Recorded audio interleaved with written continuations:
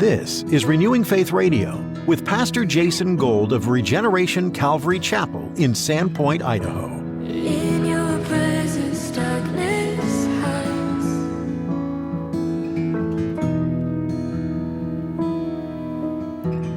That's the beauty of his sovereignty. That's the beauty of his omniscience, that he is just all-knowing and all-powerful. And that we can fully believe and trust that God has a good work to be done in all of our lives. He who began a good work will be faithful to complete it until the day of Jesus Christ. That should just bring us hope, because that good work, it does not hinge on our successes and our failures. It entirely hinges on his faithfulness.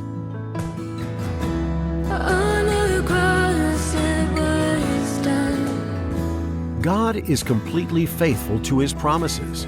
Pastor Jason, in today's message, shares with you that God will complete what he started within you. Don't be discouraged if your journey has looked entirely different than what you originally thought. Pastor Jason encourages you that God will be faithful to complete every good work he has for you. God cares ultimately more about his will for you than you do. Trust that he has you in the palm of his mighty hand.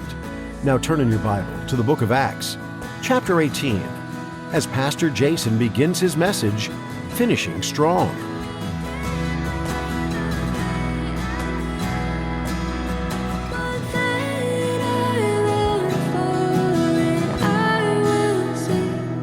Acts 18. So we are in the midst of Paul's second missionary journey, and it's been quite the journey. He's gone through several different places into the European continent, and right now we're in this. We're going to get a snapshot of a new church being started. It's pretty exciting when you think about the significance of the early church and the spread of the gospel, the spread of the early church. You get a bunch of people together believing in Jesus Christ and sharing that news to bring people out of bondage, to bring people out of religion to a relationship with the Creator. That's amazing. When you think about the relationship between God and man and how many efforts there have been for man to reach God. And if anybody's ever tried to be good, we all know that we fall way short of that. And so here we're going to see this new church being started. And this is a real exciting time, because when you think about an individual going to a foreign land to be part of starting a church, that's insane when you think about it. When you think about just on a human level, going somewhere that you're totally not familiar with and to preach the gospel. And Paul did that boldly, place after place after place, because he kept the main thing, and that was the gospel. That was just in his heart. And we talked about it last week, about it was in his blood. It was just everything that he was. And so Paul is going to be going to Ephesus, but interestingly, he's going to Ephesus not necessarily to start a church. He's leaving Corinth to go to Antioch in Syria, and that's where his home church is. And so Ephesus is just a port city. It's where he's going to kind of refuel, so to speak, and it was a stopping place. And so we're going to see this whole work transpire simply because Paul went on a boat trip. We never know what God's going to do in our journey. We never know what point A to point B, with the significance of that travel and what's going to happen in between. God knows. And that's the beauty of his sovereignty. That's the beauty of his omniscience, that he is just all-knowing and all-powerful. And that we can fully believe and trust that God has a good work to be done in all of our lives. He who began a good work will be faithful to complete it until the day of Jesus Christ. That should just bring us hope, because that good work, it does not hinge on our successes and our failures. It entirely hinges on his faithfulness. And so God, he's going to show himself continually faithful in the moving within Paul's heart here. And so we're going to pick it up here in Acts 18:18. And it says, so Paul still remained a good while. Then he took leave of the brethren and sailed for Syria. And Priscilla and Aquila were with him. He had his hair cut off at Cenchrea, for he had taken a vow. So he's going to Syria, which is where Antioch is. That's where his home church is. And he wants to go there. But it says that Priscilla and Aquila were with him. Priscilla and Aquila, these are partners in the ministry with Paul. This is a very significant couple in the New Testament. They're friends of Paul. Remember that they were co-laborers, co-vocationers in the tent vocation, where they literally built tents together. And so they got to observe Paul in Corinth as he's building his tents and he's ministering the gospel. And he was building the tents so that he could not be accused of ministering the gospel for selfish gain. And so that was even a testimony to Priscilla and Aquila. And so you see this legacy of this husband and wife laboring for the gospel, always willing to serve wherever opportunity would lead them. And so this is really essentially a wonderful role model within our own, for those of us that are married. What's the significance of our marriage? When you think about marriage, oftentimes, I know for ladies, I mean, my daughter recently got married, and Judah, he's an amazing young man. And I know within Isabel's eyes, he was a prince in shining armor. And as amazing as he is, he's a rotten sinner. Amen? And so marriage is two messed up, sinful people coming together to agree to lay down their lives for each other, to serve one another. And it's a picture of Christ and the church. Jesus came to lay down his life for the church. And so we are to lay down our lives for our spouses. And so our expectations of our spouses should be minimized when you think of the significance of literally two sinners coming together to live in the same household. But under Christ, it's beautiful. Under that umbrella, putting Jesus first and putting the other first.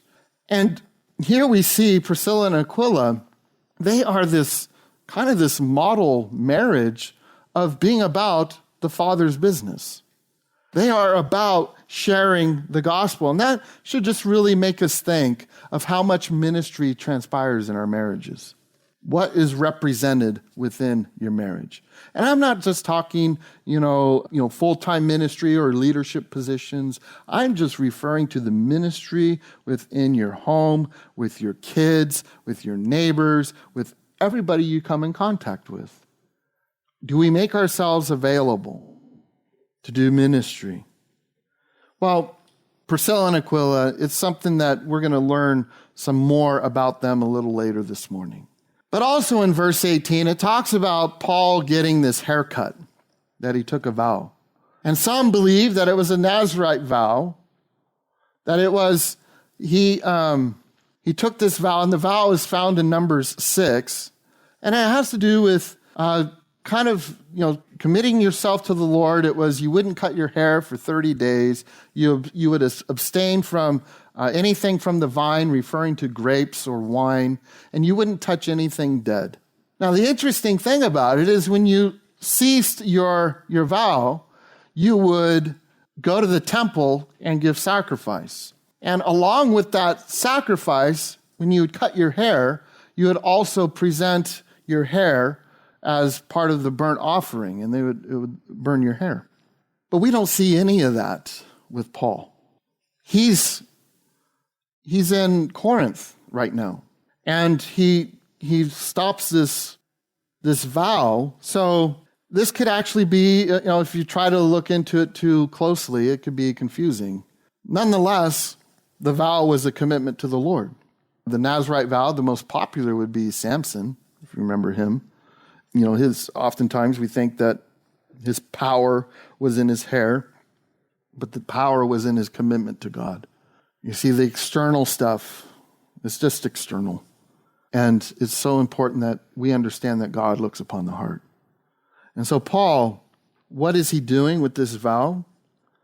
Well, he's not under the law. He preaches that he's not under the law. He goes into the synagogues and talks about not being under the law. So why in the world did he take a vow?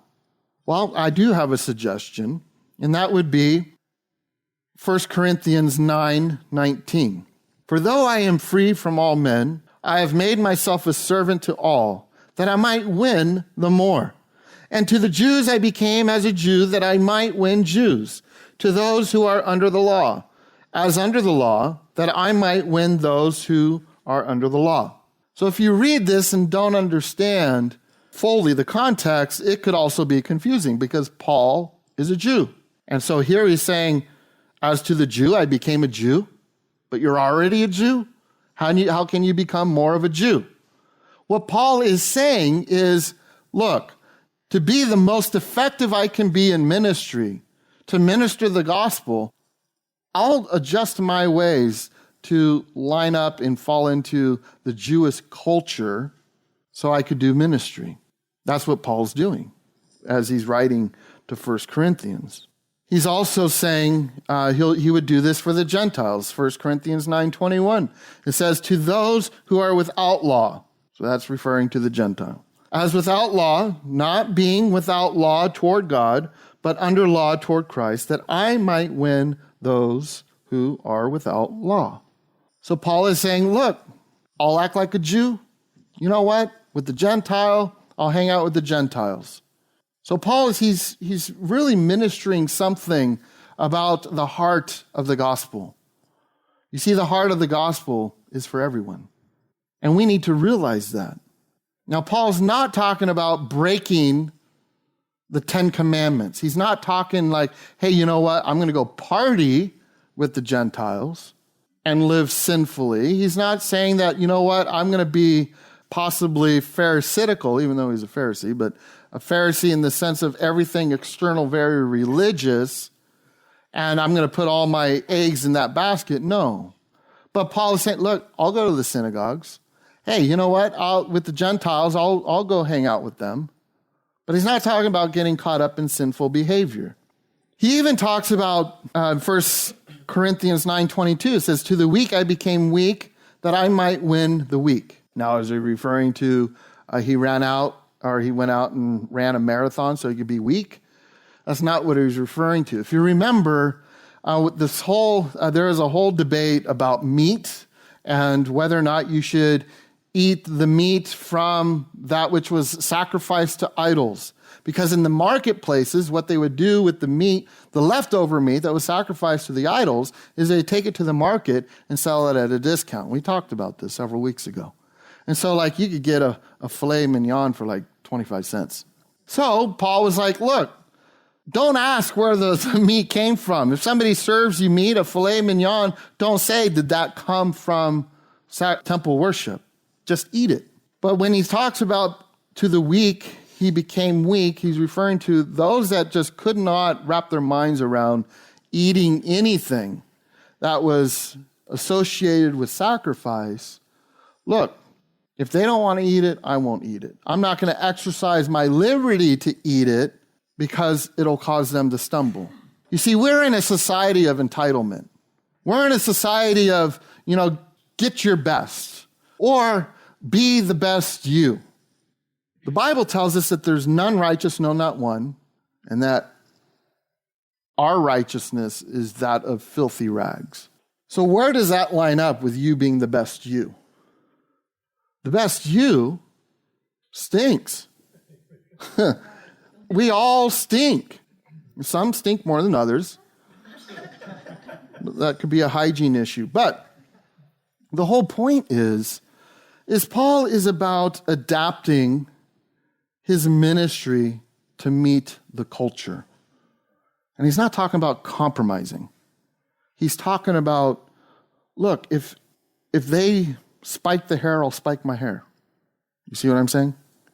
If I show up to an area and nobody has a beard, and they're offended that I have a beard, I'll shave my beard. That's what he's referring to. Those types of things, those types of adjustments in our lives. And a lot of times we want people to adapt to us. We want people to mold, to shape into our lives. And the church should know nothing of that. The church should be so others-oriented that we are sensitive to anybody that walks in here. The church is made up of, whether you believe that people should have tattoos or not, there are people in here that have tattoos, and there are people here that don't. There are people here that have piercings. There are people here that don't. There might be somebody here that's not wearing deodorant. Other people are. You see, there's so many different things that culturally somebody might not want to subscribe to.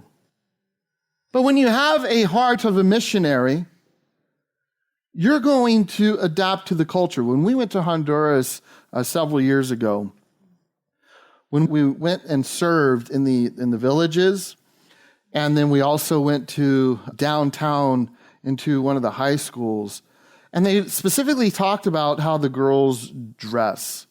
And there could have been the attitude of, we're from the United States. We're a melting pot of culture. We're just going to wear whatever we want. That's not the right heart. We're in their culture. And so we should adapt into their culture. When we go to Israel, when we went to Israel, there's certain things that, I remember you had blonde hair. She had very blonde hair. She was like a spy. But I tell you what, the Arab culture, they love the blondes. And it was just like, dye your hair black real fast, And it's just one of those things that we gotta adapt to the culture to be the most effective. Again, I'm not talking about compromise. You see, friends of the gospel will be willing to adapt. And so that will involve, your taste buds. That will involve different styles. I got invited over someone's house to have elk burgers. And I was totally open to having elk burgers. But my problem is that I have a horrible gag reflex. Like when we still have kids. When our kids were younger and they did number 2, if I got a whiff of it, it was like literally, I had a hard time functioning. And there are times where my wife wouldn't be home and I'd just be like, let's see, can they sit in it for 2 hours? Because it was just really, I would have to plug my nose in order for me to change a diaper. So, chip clip, that's it. Back to the elk burgers. Not that elk burgers are poo, but, so I'm eating this, the whole point is my gag reflex. So I'm eating this elk burger and I'm totally open. I just like, I want to enjoy it. I take a bite and it tastes different. I take bite number 2, continues to taste different. I think my palate's going to adjust. And I'm like, halfway into it. I find myself, I'm not like sitting at the table just being like, right? But I can feel it. And so I'm really just trying to not offend. And they're just like, are you enjoying it? I'm like, I was so blessed they had French fries. But the whole point, what was the point? Where was I going with this? I had to be willing to try at least, right? Even though it wasn't my cup of tea, I was willing to try. But look, if we want to hang out, I could do like filet mignon. I like filet mignon. I could do burgers. The wood sausages are good. What else? I could do bacon. I could do chicken. Anyway, so the whole point is we have to be able to adjust our styles. Now, there might be things that people culturally, think about this. Your neighbor sees you going to church every Sunday, and they just see something different about you. And they come to you and they say, you know what, I see you going to church. I want to know more about it. Hey, will you come over this afternoon? I'm going to watch football. Will you sit down with me? And you might be thinking, I don't know anything about football. Football bores me. whatever your response is to that, if it's not in the affirmative, then chances are, in our entitlement, we would say, well, you know what, I don't watch football, but you can come to church with me. But they've opened their door, you have the invitation, you see. You might have a son or a grandchild that loves rap music. And so some of you have a physical response to that. But think about this. If you have a son, let's say a prodigal, that they love that music, and there are Christian artists that love Jesus, and they're in the rap scene, and you have the opportunity to take them to where the gospel is going to be given, even though it's not your flavor, I suggest to you that Paul would go to the rap concert based on the heart of Paul. Paul was all about building bridges, not burning them. He was about connecting to the person's heart. Are we willing to lay down our prejudices, our ideas of what church should be like, what we think church should be like? So much of it has to do with our upbringing and the different culture that we're in. And church should be about Jesus Christ and Him crucified. Paul was as bold as a lion regarding sharing his faith. He was all about people, and there's lots to learn from Paul. There's lots to learn about his ministry. Not that we are Paul followers. We are followers of the Lord Jesus Christ. But Paul was a great example of furthering the gospel, sharing the message of Jesus Christ. In verse 19, it says, "And he came to Ephesus and left them there. But he himself entered the synagogue and reasoned with the Jews." So he gets to Ephesus, he gets off the boat, and he does what he does. He goes to the synagogue. He's going to take every opportunity. He's on his way to Antioch, Syria. He wants to go home. He wants to get to the feast in Jerusalem. And yet, Paul is taking this opportunity to share his faith. You see, within the will of God, where we're going from point A to point B, God has stuff to do in between. That's for the furtherance of the gospel, and it's for our own benefit. It's to better us. It's to grow us. It's to get us to die to self. You see, this was a boat trip for Paul. And again, it turned into another missions trip. He's on his way to Antioch. And Paul, he didn't waste any opportunities. He opened his mouth and he shared the good news. Verse 20, it says, "When they asked him to stay a longer time with them, he did not consent." So he goes into the synagogue, he's reasoning with the Jews, and they're like, stay, we want to talk more. But it says he didn't consent, but took leave of them, saying, "I must by all means keep this coming feast in Jerusalem." So he's on his way to Jerusalem, "But I will return again to you, God willing." And he sailed from Ephesus. Interesting. I will return again, God willing. How many of us have that resolve? I'll do that, Lord willing. Oftentimes we say, I'm going to do that. And then we're right in the middle of it, and we're like, God, is this okay? Lord, am I in your will? Where Paul, he's saying, I'll come only if the Lord wills. Pastor Jason has been teaching in the book of Acts today. He's been going through this New Testament book of the Bible and touching on those who gave up their lives as martyrs, as well as those who were persecuting the early church. What a transformation the Apostle Paul went through, from overseeing those being persecuted to becoming one of the greatest missionaries of all time. This only proves that God can use anyone, no matter where they are, when the process is starting. If you're feeling incapable, unworthy, or unqualified today, know that Jesus sees you and He can use you for His purposes in a mighty way.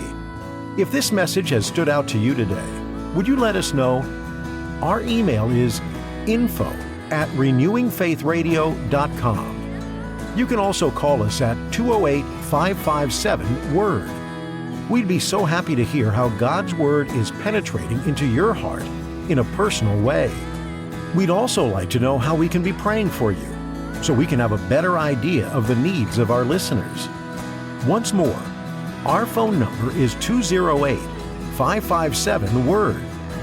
If you'd like to catch up on any other messages from the book of Acts, go to renewingfaithradio.com and click on Recent Broadcasts. While you're there, you can learn more about the church that supports this ministry, Regeneration Calvary Chapel. Once more, that's renewingfaithradio.com. Pastor Jason has more to share next time on Renewing Faith Radio.